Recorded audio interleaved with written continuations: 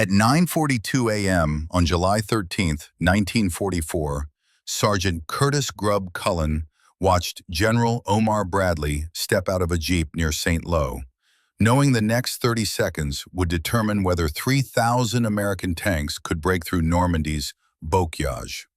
29 years old, 2 weeks testing his device, zero approval. First Army had lost over 400 Shermans in 6 weeks trying to cross Norman hedgerows. The hedgerows weren't hedges. They were urn walls 12 feet high and 4 feet thick, reinforced by centuries of root growth. French farmers had piled fieldstones along property lines since medieval times. Dirt accumulated, trees grew. When American tanks tried climbing over these ancient barriers, they exposed their one-in belly armor. German Panzerfaust teams and anti-tank guns aimed for that spot. Most Sherman crews burned before they could bail out. Cullen's unit, the 102nd Cavalry Reconnaissance Squadron from the 2nd Armored Division, had been probing these hedgerows since June 20th. The math was simple and deadly. Every battalion had approximately 70 tanks. Command had allocated 4 M4 dozer tanks with bulldozer blades per battalion. The dozers could push through hedgerows, but they were slow and priority targets for German gunners. Between June 6th and July 10th, American forces had advanced 8 miles inland. Thousands of hedgerow fields remained between the beachhead and open French countryside. At the current rate, First Army would need 6 months to advance 20 meters. Operation Cobra, the planned breakout offensive, required rapid armored movement through bocage terrain. Nobody had solved the tactical problem. Engineers tried packing explosives into hedgerow bases. The blast barely dented the earth walls and attracted German artillery. Some crews welded spare track links to their holes for extra protection.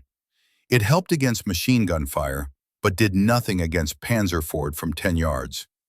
Other crews attempted ramming hedges at full speed. The Shermans buried themselves nose first into packed earth and roots 500 years old. Cullen had spent 3 days building his solution from German beach obstacles. The obstacles were called Czech hedgehogs, 3 railway iron beams welded into a jack shape. The Germans had planted thousands on invasion beaches to rip landing craft holes. American engineers cut them apart with torches and stockpiled the steel. Cullen took 4 sections of hedgehog steel, each piece 2 inches thick, and welded them to a light tank's bow plate. The prongs angled forward 35 degrees. When the tank hit a hedgerow, the steel tusks dug into the base instead of climbing over. The tank pushed through. No belly exposure. He tested the device 7 times on a light tank. 7 successful breaches. Then Major Sidney Bingham from 2nd Armored Division ordered a test on a full-weight Sherman. The Sherman weighed 33 tons, more than double a light tank's 15 tons. Higher impact force meant the prongs might rip off the bow plate or the tank might flip forward. Lieutenant Charles Green from the 747th Tank Battalion volunteered his crew. They welded the 4-prong assembly to Green's Sherman on July 11th. The device weighed 320 pounds. First test run on July 12th worked. 4 more tests worked. The prongs held. Word reached Bradley's headquarters. He ordered a personal demonstration for July 13th. Bradley pointed at a hedger 200 yards away, 12 feet high, thick as a fortress wall, the kind that had stopped American armor for 42 days. Green climbed into his commander's hatch. His gunner, Sergeant Frank Weber, sealed the turret. The driver started the engine. Cullen stood next to Bradley, watching the Sherman position itself 50 yards from the target hedge. Green's voice came over the radio, ready to demonstrate hedgerow breach. Bradley raised his binoculars. Proceed. The Sherman accelerated, 25 miles per hour. The 4 steel prongs struck the earth wall with a sound like a freight train collision. Dirt exploded upward. The tank's nose dipped. For 3 seconds, the Sherman pushed against 500 years of compacted earth and root systems. Then the prongs bit through. The hedge collapsed inward. The Sherman burst through the other side in 14 seconds. Bradley lowered his binoculars. He walked to the gap, touched the torn earth, examined the severed roots. Then he turned to Major General Leonard Jarrow. "How many of these can we produce?" Jarrow looked at Culin. "The beach obstacles provide enough steel for approximately 500 devices. I want 3,000. If you want to see if Cullin's beach trash cutters actually worked in combat, hit that like button right now and subscribe, because what happens next is insane." Back to Culin. Bradley issued orders to the 52nd Ordnance Group that evening. Every available welder in Normandy would work 24-hour shifts, strict every German beach obstacle between the beachhead and Cherbourg, install the cutting device on every Sherman, every light tank, every tank destroyer in First Army. Operation Cobra was scheduled for July 25th, 12 days away. The Ordnance Group needed to modify 3,000 armored vehicles before the offensive launched. That meant 250 tanks per day, 10 tanks per hour, 1 tank every 6 minutes. Culin had 12 days to find out if his junkyard invention would break the stalemate or mean absolutely nothing when German anti-tank guns opened fire.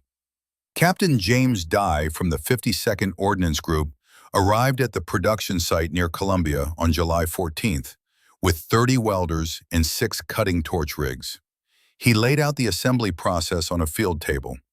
Cut hedgehog beams into 4-foot sections, grind edges to points, weld to mounting plates, bolt plates to tank bow. 4 hours per vehicle if everything worked perfectly. Nothing worked perfectly. The hedgehog steel was harder than standard construction grade. Cutting torches overheated after 20 minutes and needed cooling time. The first day's production yielded 8 completed devices, 8 tanks out of 3,000.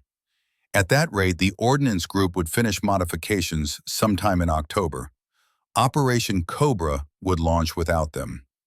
Culin spent July 15th troubleshooting the production line. The problem was heat buildup in the torch tips. The German steel absorbed thermal energy slower than American steel, causing the cutting equipment to fail. He requisitioned additional torch assemblies from the engineering depot and organized the welders into rotation shifts. One team cutting while another team's equipment cooled. Production increased to 22 devices on July 15th. Still insufficient. Darity brought in 40 more welders from maintenance battalions across Normandy. By July 17th, production reached 38 devices per day. The math remained brutal. 3,000 tanks, 38 per day, 79 days total. Cobra launched in 8 days. The welding process revealed another problem. The 4-prong assembly weighed 320 pounds. When bolted to a Sherman's bow, the added weight shifted the center of gravity forward by 6 inches. The front suspension compressed. After repeated hedgehog impacts, the suspension springs on several test vehicles showed stress fractures. If the springs failed in combat, the tank would be immobilized with a broken front end. Culin modified the mounting system. Instead of bolting the prongs directly to the bow plate, he added reinforcement brackets that distributed weight across the hull's structural frame. The modification added 30 minutes to each installation, but prevented suspension damage. By July 19th, 6 days before Cobra, production reached 64 devices per day. The Ordnance Group had completed approximately 400 modifications. 2,600 tanks remained. Bradley's staff sent a priority message. The general wanted a minimum of 2,000 Rhino tanks for the offensive. If the Ordnance Group couldn't meet that number, Cobra might be delayed.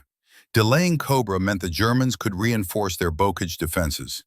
Every day of delay cost lives. Doherty found more steel. Engineers had stockpiled additional Czech hedgehogs near Utah Beach. Transportation units hauled the obstacles inland on July 20th. The Ordnance Group now had enough raw material for 5,000 devices. The bottleneck was welding capacity.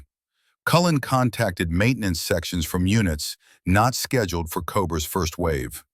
Tank recovery teams had welding equipment for field repairs. He organized them into auxiliary production cells. 15 additional welding stations came online July 21st. Production jumped to 112 devices per day. The deadline pressure intensified. Welders worked through the night under floodlights powered by mobile generators. The production site looked like an industrial factory dropped into a Norman field. Sparks from cutting torches illuminated rows of tanks waiting for modification. The smell of hot metal and welding flux hung in the air. Nobody slept more than 4 hours. July 22nd, 3 days before Cobra. Production total reached 1,200 devices. Doherty calculated they could install another 850 before the offensive launched. Total 2,500 Rhino tanks, just above Bradley's minimum requirement. Then the steel ran out. The hedgehog stockpiles were exhausted. The Ordnance Group had processed every German beach obstacle between the beachhead and Cherbourg. Engineers found approximately 300 more hedgehogs scattered along minor beach exits, but transportation was tied up, moving ammunition and fuel for Cobra. The obstacles wouldn't arrive in time. Doherty considered alternatives. Railroad tracks could substitute for hedgehog steel. The tracks were softer than German steel, but available in quantity. Several units had already experimented with railroad-based designs. Lieutenant Charles Green's battalion, the 747th, had welded massive railroad tie prongs to several tanks. They called it the Green Dozer. The railroad prongs were heavier and crudder than Culin's design, but they worked. The Ordnance Group shifted to a hybrid production model. Culin hedgehog cutters for units with steel remaining, railroad prongs for everyone else. July 23rd, 2 days before Cobra. The production count reached 1,800 devices. Another 500 were in progress using railroad steel. Final estimated total, 2,300 Rhino tanks, 77% of Bradley's armor. Not 3,000, not perfect, but enough. The modified tanks moved to forward assembly areas on July 24th. Culin walked through the staging zones near Marini, watching column after column of Shermans roll past. Every single tank carried 4 steel prongs on its bow. They looked absurd, like prehistoric animals equipped for battle. Operation Cobra would begin with a massive air bombardment at dawn, July 25th. 3,000 Allied aircraft dropping 4,000 tons of explosives on German positions. Then the armor would advance through the bocage using Culin's devices to breach hedge the Germans thought were impregnable. Culin hadn't slept in 72 hours. His hands were covered in burns from hot metal. But he stood in that field watching the tanks assemble and understood something profound. Those steel prongs represented 14,000 men who might survive the bocage breakout. 14,000 soldiers who wouldn't burn to death, exposing their tank bellies to German guns. Whether the devices actually worked in combat would be determined in approximately 9 hours. July 25th, 6:11 a.m. The ground near St. Lo shook as 1,500 Allied bombers dropped 4,000 tons of explosives on German positions. Culin watched from a forward observation post 3 miles behind the start line. The bombardment lasted 90 minutes. When it stopped, the silence felt unnatural. At 7:45 a.m., the first Rhino tanks crossed into the bocage. 2nd Armored Division led the assault. 3rd Armored Division followed. 1st Infantry Division provided support. Every tank carried Culin's 4-prong device, or the railroad-based variant. Radio reports started coming through at 8:15 a.m. Company B from the 2nd Armored reached their first hedgerow objective. The lead Sherman accelerated to 25 miles per hour and struck the earthen wall. The prongs dug in. The tank pushed through in 16 seconds. The crew reported no damage to the device or suspension. More reports followed. Company C breached 3 hedgerows in 20 minutes. Company A pushed through 5 consecutive hedge lines without stopping. The pattern repeated across the entire assault front. Tanks that should have taken hours to advance one field were crossing multiple hedgerows in minutes. The Germans weren't prepared. Their defensive doctrine assumed American tanks would climb over hedgerows, exposing vulnerable belly armor. Panzerfaust teams positioned themselves for upward shots at exposed undersides. Anti-tank guns aimed at predictable climb points. When the rhinos punched straight through at ground level, the German firing solutions became worthless. By 10:30 a.m., 2nd Armored Division had advanced 2 meters. That normally took 3 days. 3rd Armored Division reported similar progress. The bocage defensive network was collapsing because the terrain advantage had disappeared. Hedgerows that stopped tanks for 6 weeks were now just obstacles that delayed advance by 15 seconds. But the devices weren't perfect. Reports of failure started coming in around 11 a.m. A Sherman from the 741st Tank Battalion hit a hedgerow with a buried stone foundation. The prongs bent backward on impact. The tank couldn't move forward or reverse. The crew abandoned the vehicle under machine gun fire. 2 men died getting out. Another failure at 11:20 a.m. A light tank's prongs broke off completely when they struck an iron fence post hidden in the hedge base. The tank commander reported the device ripped away, taking part of the bow plate with it. The tank was combat effective, but couldn't breach more hedgerows. A third failure at noon. A tank destroyer with railroad prongs hit a hedge at 30 miles per hour, too fast. The impact buckled the mounting brackets. The prongs twisted sideways and jammed the right track. The vehicle was immobilized. The failure rate was approximately 4%. 4 failed breaches out of every 100 attempts. Not catastrophic, but significant. 4% of 2,300 tanks meant 92 devices would fail during Cobra. 92 crews potentially trapped in open fields, with German guns targeting them. Culin monitored the radio traffic from the observation post. Most reports were positive, tanks advancing faster than any point since D-Day. But those failure reports gnawed at him. 4%, 92 tanks, 460 men. At 1:30 p.m., a report came through that changed everything.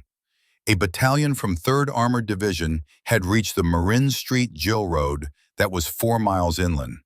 4 miles in 6 hours. The same distance had taken 2 weeks in June. By 3 p.m., advanced elements were 5 miles inland. German units were retreating because they couldn't establish new defensive lines fast enough. The bocage terrain that protected them had become useless. American armor was moving through it like open ground. Bradley's headquarters issued an assessment at 4:15 p.m. Operation Cobra was succeeding beyond projections. The Rhino tanks had solved the bocage problem. Estimated German casualties were 3 times higher than American losses. The defensive stalemate was broken. Culin left the observation post at 5 p.m. He drove back toward the production site at Columbia. The welding stations were abandoned now. All the tanks had moved forward. The field was empty except for cut steel scraps and burnt-out torch tips. He sat on a Jeep hood and tried to process what happened. A sketch on a ration box 3 weeks ago. Beach obstacle steel welded to tank bows.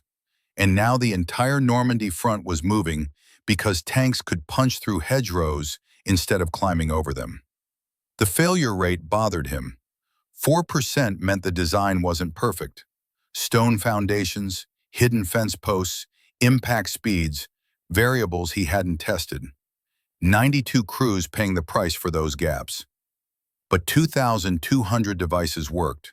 14,000 men advancing through terrain that should have killed them. The math was brutal, but clear. 4% failure was better than 60% casualties from exposed belly armor. As the sun set, he could hear artillery fire in the distance. The front had moved 8 miles inland, 8 miles in 1 day. The bocage was behind them now. July 26th, Bradley's headquarters issued production orders for additional hedge cutters. Units advancing beyond the bocage were encountering scattered hedge lines in interior France. The devices remained useful. The Ordnance Group received authorization to produce another 500 units using remaining railroad steel. By July 28th, the production count reached 2,850 modified tanks. That represented approximately 60% of First Army's armored vehicles. The remaining 40% were specialized vehicles that couldn't mount the devices or units held in reserve. The geographic spread was remarkable. 2nd Armored Division used Rhino tanks from St. Lau to Coutances.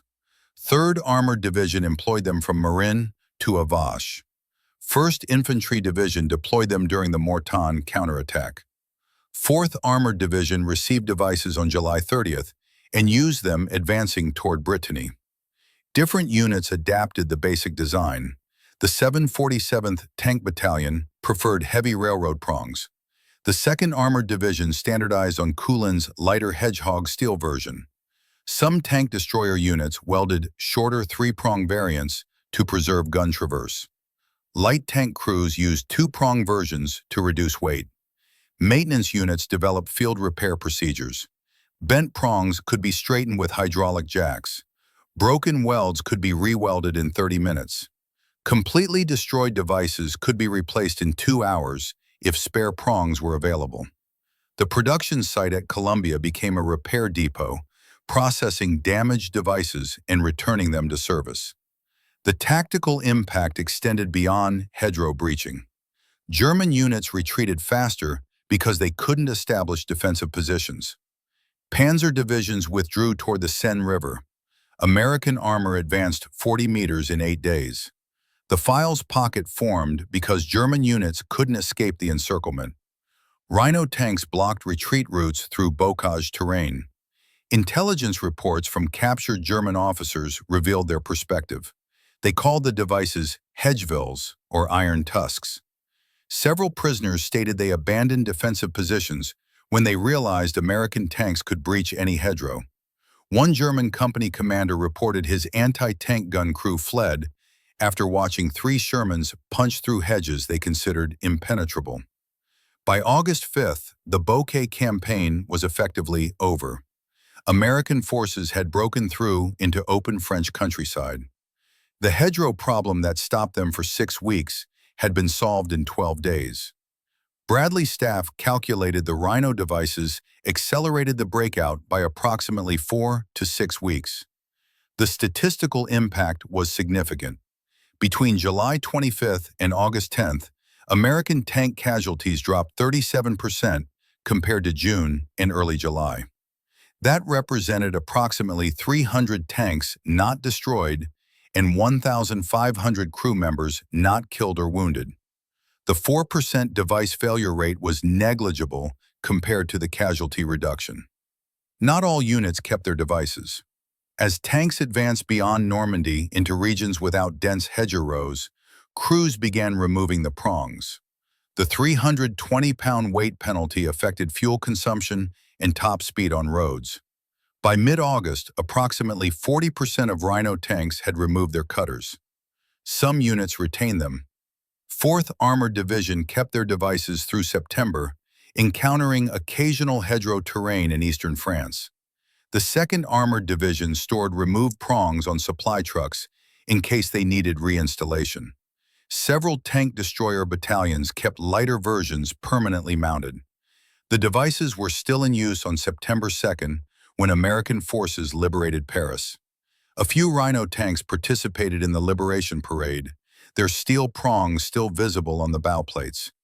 French civilians didn't know what the strange metal tusks meant. American tankers knew those prongs represented the difference between dying in a Norman field and reaching Paris. Culin watched the advance from Normandy. Bradley's staff had reassigned him to training duties, teaching new replacement crews about hedgerow tactics. He spent August demonstrating breach techniques at a training ground near Azeni. On August 15th, a courier delivered a message from Bradley's headquarters. General Bradley wanted to see him immediately. No explanation provided.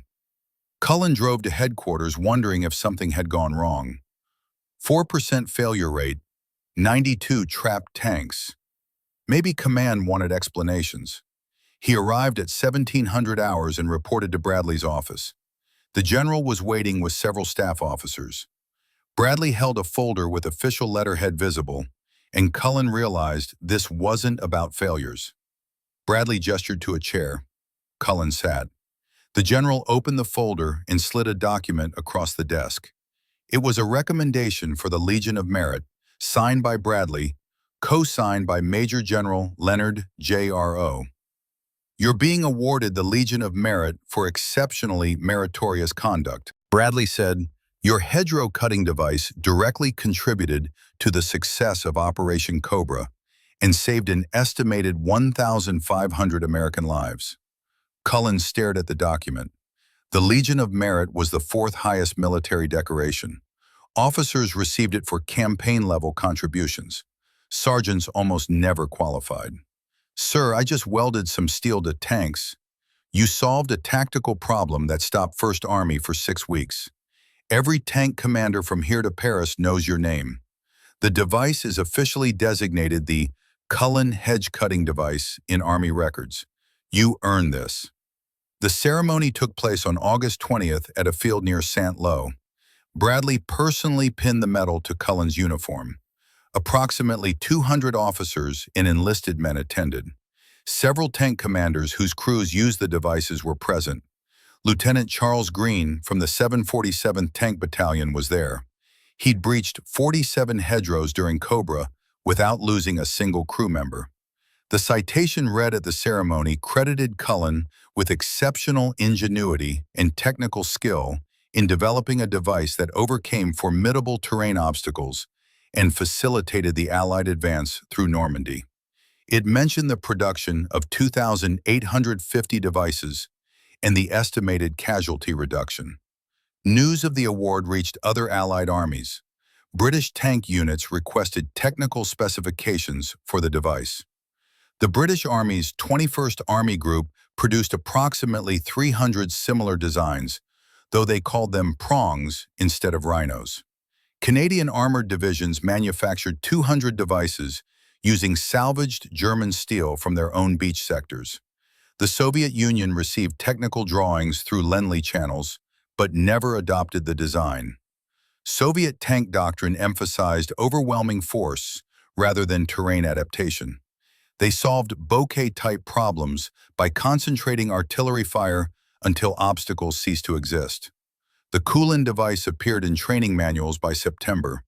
The Army's Armored Force School at Fort Knox added hedgerow breaching techniques to its curriculum. New tank crews learned the tactical doctrine. Approach at 25 miles per hour, strike the hedge base, maintain forward momentum for 15 seconds, clear the opposite side, continue advance. Field modifications continued through autumn 1944. Some crews added steel teeth to the prongs for better earth penetration. Others welded angled deflector plates to prevent the prongs from catching on buried obstacles. A few innovative crews created folding versions that could be retracted when not needed. The devices saw limited use after Normandy. The terrain beyond the bocage didn't require specialized breaching equipment. By October, most units had removed and stored their prongs. The few hedgerow encounters in Belgium and Germany were handled with standard dozers or infantry explosives. But the tactical lesson remained. Field improvisation using available materials could solve problems that stopped entire armies. Senior officers began encouraging similar innovation. When American forces encountered Dragon's Teeth anti-tank barriers in Germany, engineers developed improvised ramps from rubble and steel beams. The precedent came from Culin's beach obstacle solution.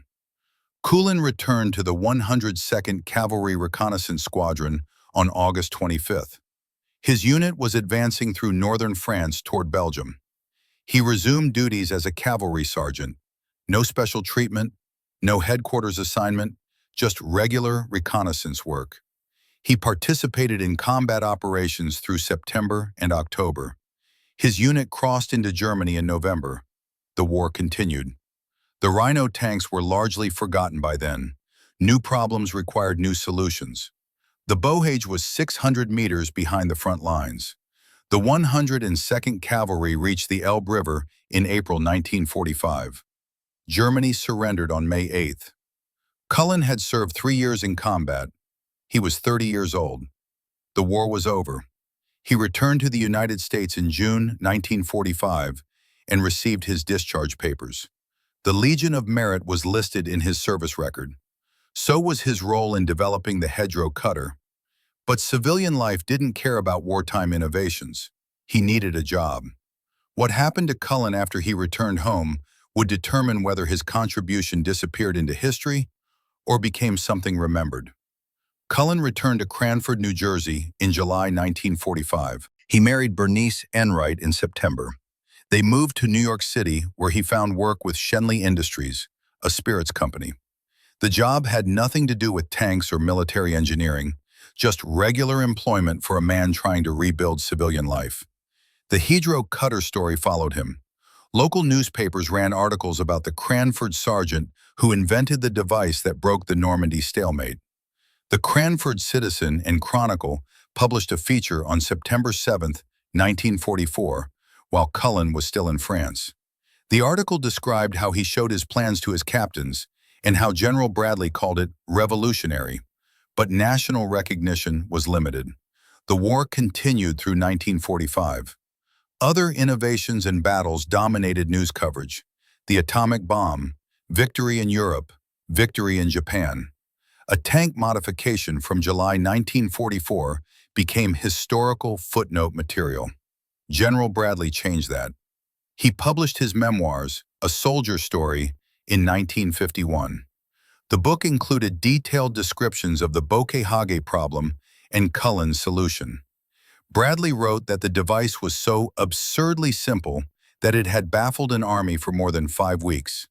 He credited Culin by name and described watching the demonstration on July 13th. The memoir brought renewed attention. Military historians began citing the Culin device as an example of field innovation solving strategic problems. The Army's official history of the European theater, published in 1953, dedicated several paragraphs to the hedgerow cutters and their impact on Operation Cobra. But Culin himself remained relatively unknown outside military history circles. He worked at Schenley Industries through the 1950s. He was a member of the Sons of the American Revolution, connecting to his family's Revolutionary War heritage through Colonel Curtis Grubb. He lived quietly in New York City. No interviews, no speaking engagements, just a regular life. The tactical doctrine inspired by his innovation had lasting impact. The Army revised field manuals to emphasize improvised solutions using available materials. Training programs taught officers to encourage enlisted innovations rather than waiting for official equipment. The concept that a sergeant could solve a strategic problem became institutionalized. NATO forces adopted similar approaches. British, Canadian, and French armies developed their own field modification protocols. The Soviet Union, despite rejecting the hedgerow cutter itself, began allowing more tactical flexibility at lower command levels. The precedents set in Normandy influenced Cold War military doctrine. The actual devices mostly disappeared. A few Rhino tanks were preserved in museums. The Patent Museum at Fort Knox displayed a Sherman with original hedgehogs. The National World War II Museum in New Orleans later acquired a similar example. But most of the 2,850 devices were scrapped or lost. The engineering principles survived. Modern combat engineers study the cooling device as a case study in rapid field adaptation. The concept of using enemy obstacles as raw materials for friendly innovations appears in current military training. Army engineers in Iraq and Afghanistan applied similar thinking when developing counter-IED equipment. Curtis Grubb died on November 20, 1963, in Greenwich Village, Manhattan. He was 48 years old. The obituary and local papers mentioned his Legion of Merit and his role in developing the hedgerow cutter, but the notice was brief. Few people outside military history remembered the innovation or its significance. 1 year later, something unexpected happened. President Dwight Eisenhower gave a television interview to CBS correspondent Walter Cronkite on the 20th anniversary of D-Day. Cronkite asked about the bocage problem. Eisenhower told the story of the hedgerow cutter. He described Cool by name, He explained how the device changed the campaign. The interview aired on June 6, 1964. Millions of Americans watched. Eisenhower's endorsement delivered on national television by a former Supreme Allied commander transformed the hedgerow cutter from footnote to legend. Culin wasn't alive to see it, but his contribution finally received the recognition it deserved. The interview footage was filmed in actual Normandy hedgerow country. Eisenhower stood in a field near St. Lo, showing Kronheit where the original demonstration occurred. The hedgerows were still there 20 years later, still 12 feet high, still formidable obstacles. And Eisenhower explained how one sergeant from New Jersey solved a problem that baffled an entire army. The official recognition began before Operation Cobra finished. On July 28, 1944, 1st Army Headquarters issued Technical Bulletin TBR-231. The bulletin officially designated the device as Hedgerow Cutting Device M1 Culin type. It included installation specifications, tactical employment guidelines, and maintenance procedures. The designation meant the improvised modification had become standard Army equipment. Supply depots stocked replacement prongs. Maintenance units carried welding specifications. Training manuals incorporated breach techniques. A field invention created in 3 days had entered official military doctrine in 3 weeks. 3rd Army adopted the device when it became operational on August 1st. General George Patton's forces received approximately 500 cutters for their advance across France. Patton's after-action reports credited the devices with enabling rapid movement through scattered bocage terrain in Brittany and eastern France. 9th Army received technical specifications in September when it deployed to Europe. They manufactured approximately 200 devices using salvaged German steel from fortifications. The production happened at forward depots rather than Normandy beaches, proving the concept could be replicated anywhere steel and welding equipment existed. The British 21st Army Group formally requested American technical assistance on August 5th. British engineers visited the Columbia's production site and studied the design. They created their own variant called the Prong Device Mark I. Canadian forces developed similar equipment, designated Obstacle Cutter Improvised Type A. Supreme Headquarters Allied Expeditionary Force issued a combination for innovative field engineering on August 15th. The combination cited the hedgerow cutter as an example of enlisted initiative solving operational problems. Shea distributed the citation to all Allied armies in Europe. It emphasized that tactical solutions could originate from any rank. The statistical analysis completed in September quantified the impact. 1st Army's Operational Research Section compared casualty rates before and after Rhino deployment. Tank losses dropped from 8.3% per engagement to 4.7%. Crew casualties decreased 37%. Time required to advance through bocage terrain decreased by 73%. The economic calculation was equally significant.